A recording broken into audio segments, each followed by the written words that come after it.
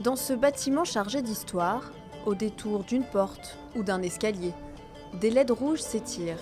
Elles traversent la villa, elles suivent toutes les formes architecturales et vont jusqu'à la façade. C'est l'installation de cette artiste albanaise, Gerta Djaferaj, en résidence depuis 3 mois dans cette ancienne demeure du dictateur Enver Hoxha. La lumière rouge nous guide jusqu'au tunnel. La raison pour laquelle elle est visible en façade, c'est pour que les gens à l'extérieur, et pas seulement ceux qui visitent la villa, comprennent qu'il y a des tunnels cachés au sous-sol, car tout le monde devrait être au courant. Depuis la mort du dictateur en 1991, beaucoup de bâtiments emblématiques de son passage au pouvoir sont restés porte close. Ces tunnels faisaient donc encore aujourd'hui partie de la légende urbaine. J'ai postulé pour cette résidence pour travailler sur ces tunnels. Mais jusqu'à ce que j'arrive ici, je n'étais même pas sûre qu'ils existent.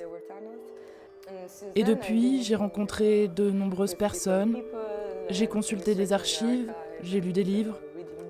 Et il n'y a pas beaucoup d'informations, car ils sont encore considérés comme un passage secret.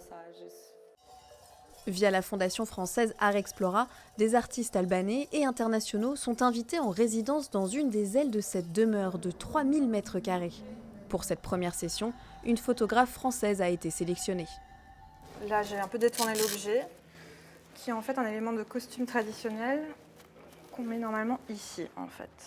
Son travail s'inspire du mouvement Maroubi, une référence photographique albanaise de la deuxième partie du 19e siècle. Ils ont commencé en 1850 à faire des portraits avec toujours des fonds de tapis, des fonds traditionnels et toute classe sociale. C'est un hommage à aussi la culture populaire qui revient dans cette villa. Le cycle Maroubi s'est arrêté en fait sous un ordre de ce dictateur-là. Ouvrir cette villa au public et la transformer en lieu de création et non en lieu de mémoire est un choix audacieux. Selon cet historien, c'est un pied de nez direct à la censure du passé et à la persécution des artistes de l'époque. Je pense que l'idée était de remplir l'endroit avec toutes ces choses qui étaient considérées comme étant contre le régime socialiste et contre l'État. C'est une manière de réhabiliter le lieu, mais je pense que l'autre point important, selon moi, en tant qu'auteur et historien qui a grandi dans cette ville, c'est que c'est gratuit et ouvert à tout le monde.